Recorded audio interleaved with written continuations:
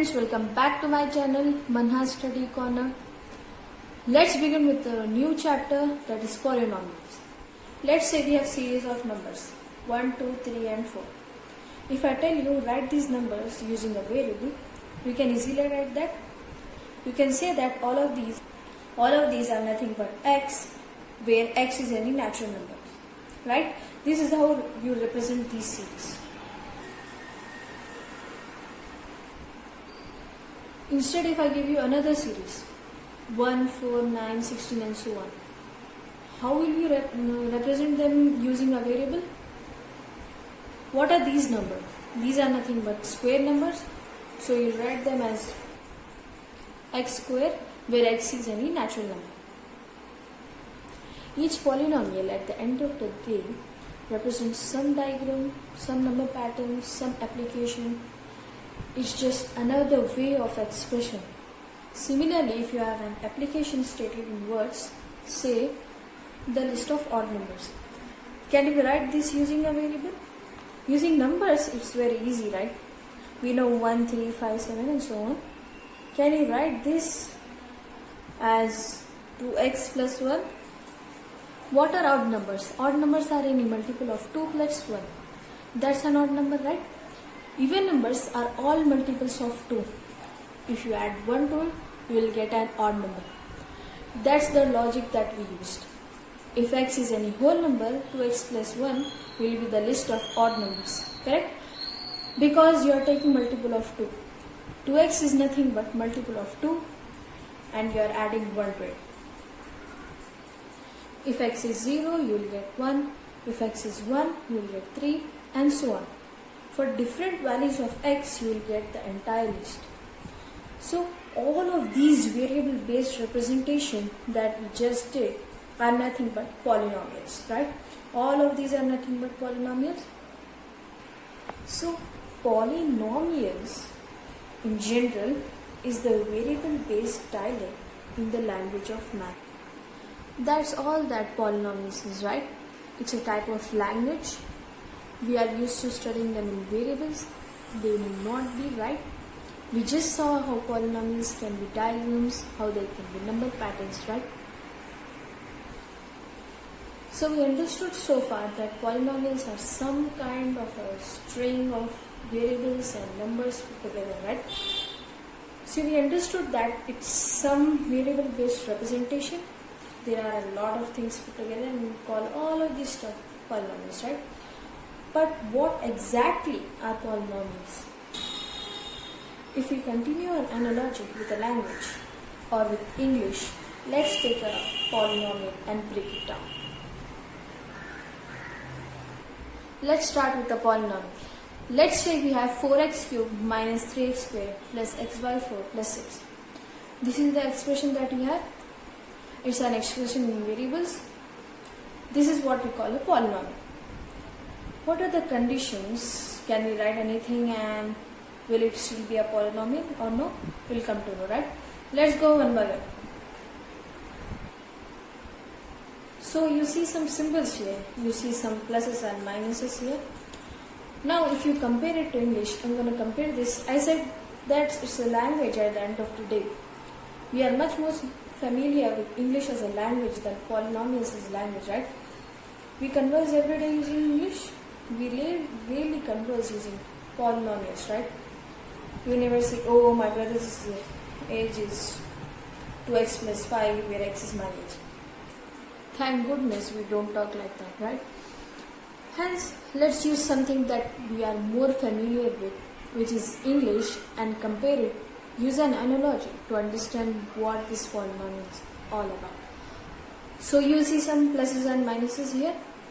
Pluses and minuses are equivalent to spaces in English. So what do spaces do?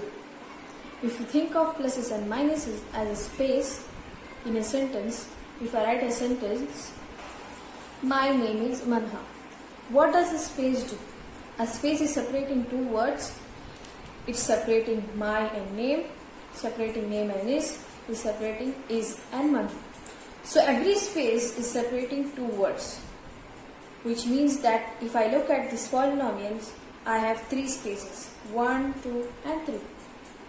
So there should be 4 words, 1, 2, 3, 4. My spaces should separate words, so there are 4 words. Now instead of calling them words, because it's not English and it's polynomials, we call them terms.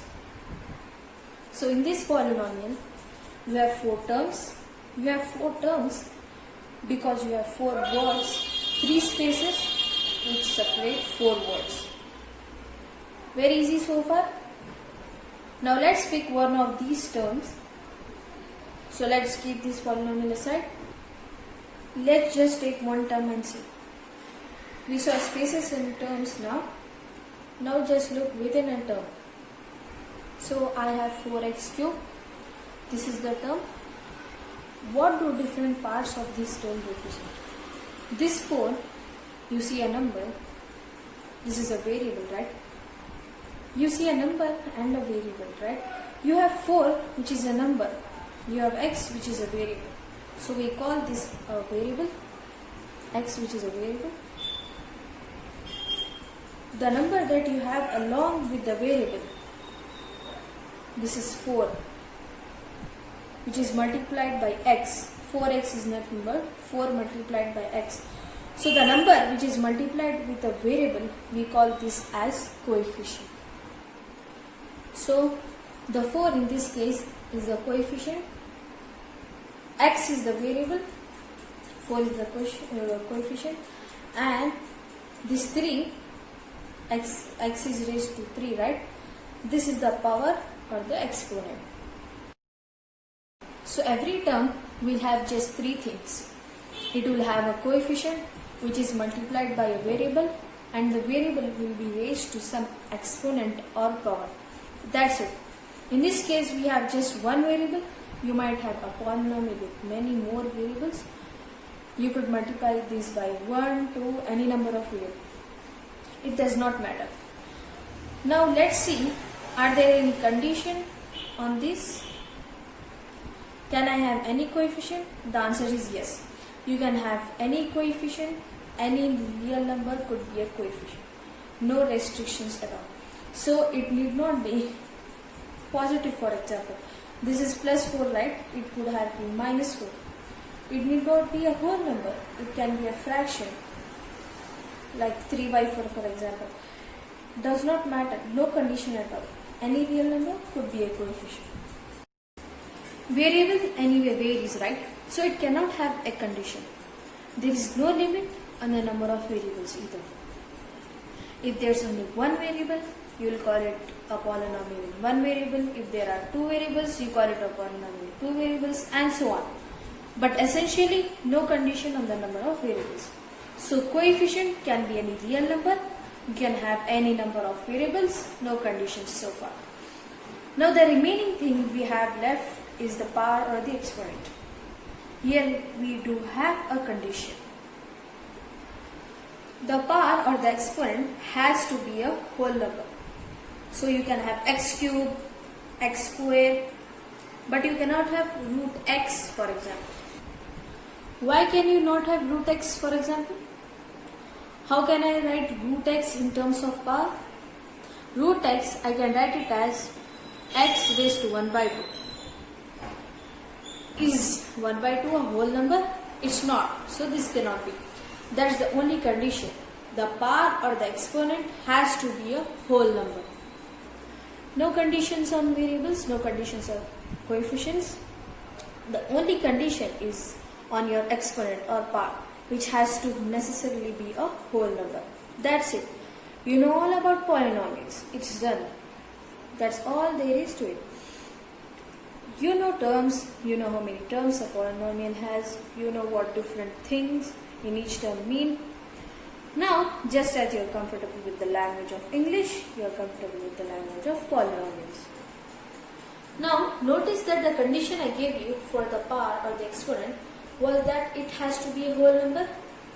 I said it has to be a whole number, not natural number, which means that it can be 0. What happens if I have x raised to 0? x raised to 0 is 1. Any number raised to 0 is 1, right? It doesn't matter whether it's a variable or constant. Any number raised to 0 gives us 1. Which means 4x raised to 0 will also give us 1. Is going to give us 4. And this is a valid polynomial because our condition on the experiment was that it has to be a whole number, which means it can definitely be 0. So 4 is a valid polynomial. Such a polynomial we call it as a constant polynomial because there is no variable. Technically yes, there is x raised to 0, but the value of x raised to 0 is 1. So essentially there is no variable. It's just a constant. So if we go back to the other terms of our polynomial, we looked at the first term, that was 4x cubed. Let's pick the second term, that is minus 3x square. What is the coefficient here? Coefficient here is minus 3, right? X is nothing but the variable, 2 is nothing but the power or the exponent. Similarly, if you pick the next term, it's x by 4. X by 4 means I can write it as 1 by 4 into x. So 1 by 4 is my coefficient. X is my variable. X meaning x raised to 1. So 1 is the power of the exponent.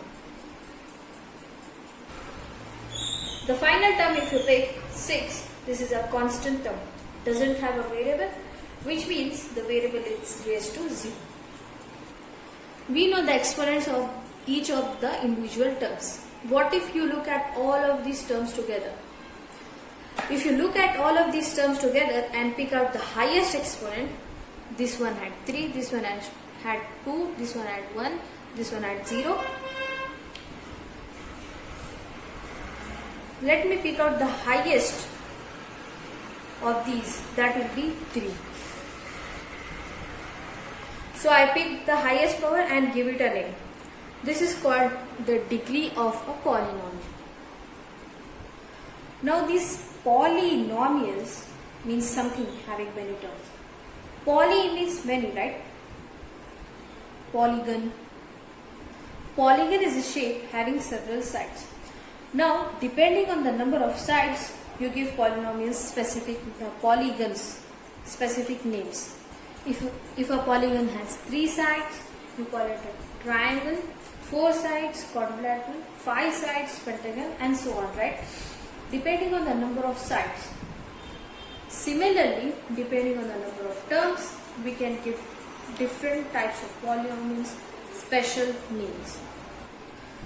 So if it has only one term, I would call it a monomial, 2 terms, binomial, 3 terms, trinomial. So depending on the number of terms, we have names: monomial, binomial, trinomial, and so on.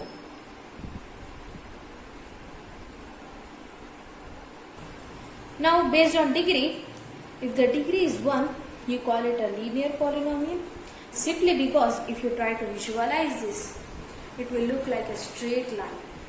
Similarly, if the degree is 2, we call it a quadratic polynomial. If the degree is 3, we call it a cubic polynomial. All of these words are based on how it looks like when visualized. What about degree 0? What would you call a polynomial with degree 0? Constant polynomial. If you look at the number of terms, how can you name a constant polynomial? It's a monomial. There is only one term, so it's a monomial. That's it for today. Thanks for watching. I will shoot part 2 soon.